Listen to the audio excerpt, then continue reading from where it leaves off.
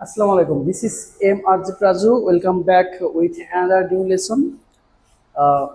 Changing sentence আজকে আমরা changing sentence নিয়ে ডিসকাস করব এবং তবে শর্টকাট টেকনিক আমি সব সময় শর্টকাট টেকনিক নিয়ে আপনাদের সামনে উপস্থিত হই। সিম্পল, কমপ্লেক্স, কম্পাউন্ড তিনটাকে একসাথে করব এবং একসাথে এক্সাম্পল করব যাতে করে আপনাদের সমস্যা একটু কম হয় এবং বুঝতে খুব সহজ হয়। চলুন তাহলে শুরু করা যাক। চেঞ্জিং সেন্টেন্সের আজকে আমরা এই অলরেডি 1 থেকে 5 পর্যন্ত রুলস আমরা আগেই করে ফেলছি। যদি কোনো লেসন গ্যাপ থেকে থাকে আপনারা চাইলে 1 থেকে 5 পর্যন্ত লেসনগুলো দেখে নিতে পারেন। আজকে শেখাবো টু কিন্তু সাবজেক্ট ভিন্ন। যদি সাবজেক্ট ভিন্ন হয় সেই ক্ষেত্রে কি হবে? সাবজেক্ট যদি ভিন্ন হয় তাহলে আজকের এই লেসনটা সুন্দর করে সাজানো হয়েছে। যদি টু যদি থাকে সিম্পলে, কমপ্লেক্সে সো দ্যাট হবে, কম্পাউন্ডে ভেরি অথবা মাস, ঠিক আছে, অ্যান্ড।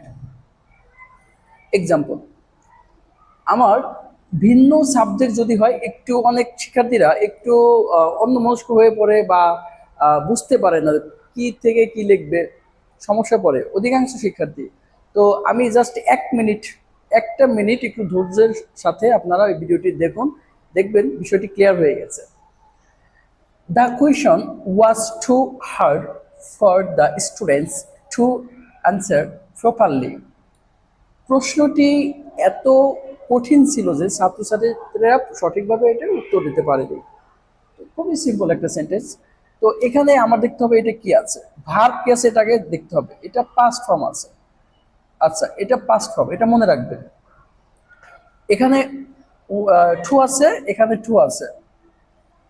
এটা হচ্ছে সিম্পল সেন্টেন্সে টু থাকে। এখানে এই জন্য দেওয়া আছে এখানে অ্যাডজেক্টিভ থাকবে প্লাস এক্সটেনশন। এখানে দেখতে পাচ্ছেন এক্সটেনশন আছে, মানে অবজেক্ট দেওয়া আছে। আচ্ছা, যদি এমনটা যদি থাকে যে টুর পরে যদি অ্যাডজেক্টিভ তারপরে ফরের পরে যদি অবজেক্ট থাকে, সেই ক্ষেত্রে আপনি খুব সহজেই চেঞ্জ করতে পারবেন কমপ্লেক্সে অথবা কম্পাউন্ডে। লক্ষ্য করেন, এটা হচ্ছে সিম্পল সেন্টেন্স। এটাকে থেকে আমরা কমপ্লেক্সে কিভাবে নিয়ে আসবো? প্রথমে এখানে সাবজেক্ট যা আছে আমরা তাই লিখবো, দ্য কোয়েশ্চন। এখানে ওয়াজ আছে, ওয়াজ দেব। তারপরে এখানে টু আছে, টুর জায়গায় আমরা কি লিখবো? এখানে সো লিখবো, কারণ আমার সূত্র দেওয়া আছে কমপ্লেক্সে সো হবে, সো দিলাম। তারপরে এখানে যা আছে তাই, হার্ড পর্যন্ত কিন্তু শেষ, আমার এই পর্যন্তই শেষ হয়ে গেছে, এই পর্যন্ত শেষ। তারপরে আমার কি দিতে হবে? দ্যাট দিতে হবে, কারণ অ্যাডজেক্টিভ এখানে আমি উল্লেখ করছি। উল্লেখ করার পরে দ্যাটের পরে এখন আবার সাবজেক্ট আমার আনতে হবে, কিন্তু আগে ছিল একই সাবজেক্ট, মানে প্রথমে যে সাবজেক্টটা থাকবে তার প্রোনাউনটা আমরা এখানে লিখবো। এখানে এটা ভিন্ন, এখানে আছে দ্য কোয়েশ্চন, এখানে এখানে এখানে এখানে কি আছে? আচ্ছা, এই ক্ষেত্রে যদি দ্যাটের পরে যদি এখানে দা কোয়েশ্চন এটার পরে যদি আমরা ইট বসাই, সেন্টেন্সটা কিন্তু সম্পূর্ণরূপে অর্থটা প্রকাশ পাচ্ছে না। যার কারণে আমার সাবজেক্টটা দিতে হবে এই যে অ্যাডজেক্টিভের পরে ফর আছে, ফরের পরে যেটা থাকবে সেটাকে আমার সিলেকশন করতে হবে। দ্য স্টুডেন্টস প্রোনাউন দে হবে, এই জন্যই এখানে আমরা দে লিখছি। দে লেখার পরে এটুক কিন্তু বাদ যাবে এখন, কারণ এটুকের জন্য কিন্তু আমার দে। আচ্ছা, দে দেওয়ার পরে এখন আমি কি করব? এই যে টু আছে, এই টুর জন্য যেটা হবে, ভার্ব খুঁজতে হবে। আগের ভার্বটা কি ছিল? ওয়াজের জায়গায় এটা পাস্ট ফর্ম। যদি প্রেজেন্ট ফর্ম হতো সেক্ষেত্রে ক্যান নট হতো, যেহেতু এখানে অ্যাম ইজ আর প্রেজেন্ট ফর্ম নেই। ওয়াজ অথবা ওয়ার যদি থাকে সেটা পাস্ট ফর্ম বোঝায়, আর পাস্ট ফর্ম যদি বোঝায় তাহলে কুড নট হবে। কুড নট দেওয়ার পরে টু এর পরে যা আছে বাকি অংশ দিয়ে দিবেন চোখ বন্ধ করে। আচ্ছা, তারপরে কম্পাউন্ডে লক্ষ্য করেন, দ্য কোয়েশ্চন, এটা থেকে আমরা কম্পাউন্ডে কিভাবে আনবো? কম্পাউন্ডে আমার সূত্রটা কি এটা আগে দেখেন। ভেরি অথবা মাস, এখানে মাস যদি দেন তাও হবে মাস, ঠিক আছে, মাস। আমি দিছি কি? ভেরি দিছি। দ্য কোয়েশ্চন ওয়াজ ভেরি, আগের মতো এখানে ভার্ব আছে, এখানে ভার্ব দিলাম। তাহলে কাজটা হচ্ছে এই যে টু আছে এখানে সো, আমি এখানে কি দিলাম? ভেরি দিলাম, কারণ সূত্র অনুযায়ী ভেরি হবে। ভেরি, তো অ্যাডজেক্টিভ কি আছে? হার্ড। আমি এখানে হার্ড দিলাম, এ পর্যন্ত ঠিক আছে। এখন অ্যাডজেক্টিভ বসানোর পরপরই আমার আরেকটি কি আছে, অ্যান্ড। অ্যান্ড বসাতে হবে। অ্যান্ড বসানোর পরে যেটি করতে হবে, আবারও সাবজেক্ট আনতে হবে। সাবজেক্টে কি, কাদের সম্পর্কে বলা হয়েছে, দ্য স্টুডেন্টস। ঠিক আছে, দ্য স্টুডেন্টস প্রোনাউন কি, দে। আর যদি কমপ্লেক্স থেকে যদি কম্পাউন্ডে করতে বলে তাহলে সাবজেক্ট এখানে দেওয়া আছে দে, তাহলে দে হবে। কমপ্লেক্স থেকে কম্পাউন্ড যদি হয়, এই পর্যন্ত যা হবে কম্পাউন্ডেও তাই হবে। আর যদি বলা হয় সিম্পল থেকে কম্পাউন্ড করো, তাহলে এই যে দ্য স্টুডেন্টস, এটা প্রোনাউন কি হবে, এখানে লিখতে হবে। ঠিক আছে, তারপরে এটা কি আছে, পাস্ট ফর্ম, সেক্ষেত্রে কুড নট, তারপরে টু এর পরে যা আছে তাই। ঠিক আছে, তাহলে শুধু দ্য স্টুডেন্টস এটা প্রোনাউনটা খুঁজে বের করতে হবে। ঠিক আছে, এখন আমি এটা এখন মুছে দিচ্ছি। মুছে দিয়ে এখন আমরা আরেকটা বিষয়ে যাব। যদি অ্যাডজেক্টিভ প্লাস এনাফ টু থাকে, অ্যাডজেক্টিভ প্লাস এনাফ টু, সেক্ষেত্রে আমরা কিভাবে পরিবর্তন করব, চলুন তাহলে শুরু করা যাক। ওকে, যদি অ্যাডজেক্টিভ প্লাস এনাফ টু থাকে তাহলে কমপ্লেক্সে সো ডট ডট দ্যাট, কম্পাউন্ডে ভেরি ডট ডট এন্ড হবে।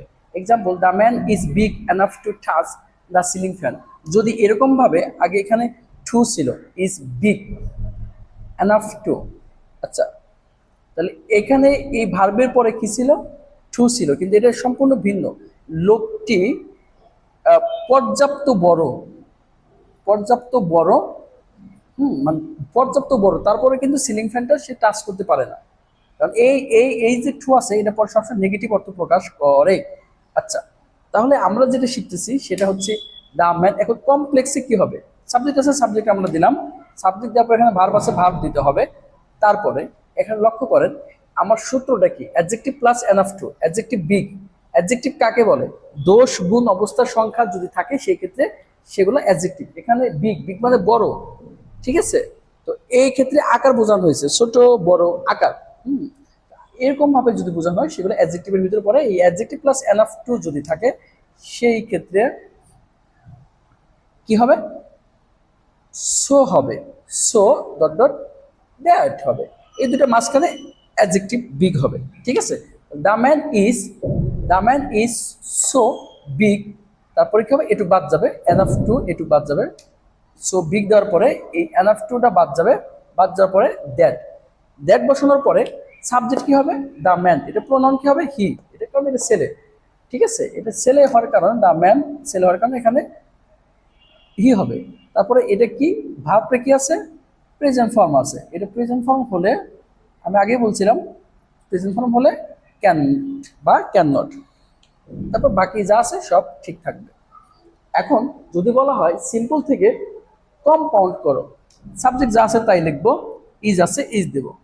এখন ভার্বের পরে ভেরি হবে, তারপর অ্যাডজেক্টিভ কি আছে, বিগ, বিগ হবে। দেওয়ার পরে অ্যাডজেক্টিভ দেওয়ার পরে অ্যান্ড, কারণ এটা সূত্র হচ্ছে ভেরি ডট ডট অ্যান্ড এর সূত্র। ঠিক আছে, আচ্ছা, তারপরে এনাফ টু এটা বাদ যাবে, বাদ যাওয়ার পরে আমার অ্যান্ড এর পরে আবার সাবজেক্ট, সাবজেক্ট কি আছে, দ্য ম্যান, এটা পুরো নাউন লিখতে হবে হি, হি লেখার পরে যেহেতু এটা প্রেজেন্ট ফর্ম সেক্ষেত্রে ক্যান্ট, তারপরে যা আছে সব একই। যদি বলা হয় কমপ্লেক্স থেকে কম্পাউন্ড, কমপ্লেক্স থেকে কম্পাউন্ড তো আরো সহজ। এখানে ইজ আছে ইজ দিলাম, এখানে সো আছে সোর জায়গায় ভেরি হবে, তারপরে অ্যাডজেক্টিভ আছে বিগ, বিগ হবে, এখানে দ্যাট আছে দ্যাটের জায়গায় অ্যান্ড হবে, তারপরে বাকি যা আছে সব একই। আশা করি বিষয়টি বুঝতে পারছেন। তো আমি সবসময় একটি কথাই বলি, এইটি একটি এডুকেশনাল চ্যানেল। যদি এই ভিডিওটি আপনার জীবনে যদি কিঞ্চিত পরিমাণও যদি হেল্পফুল হয়ে থাকে তাহলে অবশ্যই অবশ্যই ডু সাবস্ক্রাইব মাই চ্যানেল। আর একটি কথা না বললে নয়, কারণ এরকমভাবে ভিডিও যারা দেখেন কিন্তু যারা অলসভাবে ভিডিও দেখে যাচ্ছেন কিন্তু প্র্যাকটিস করেন না, তাহলে কিন্তু হবে না। বিশেষ করে যারা এসএসসি ক্যান্ডিডেট, ইন্টারমিডিয়েট অথবা এসএসসি, তাদের বিশেষ করে খাতা কলম নিয়ে বসতে হবে, একটু প্র্যাকটিস করতে হবে। কারণ প্র্যাকটিস না করলে আপনি শিখতে পারবেন না। By practising every single day you can prosper your English. তো সবাই ভালো থাকবেন, সুস্থ থাকবেন। আসসালামু আলাইকুম।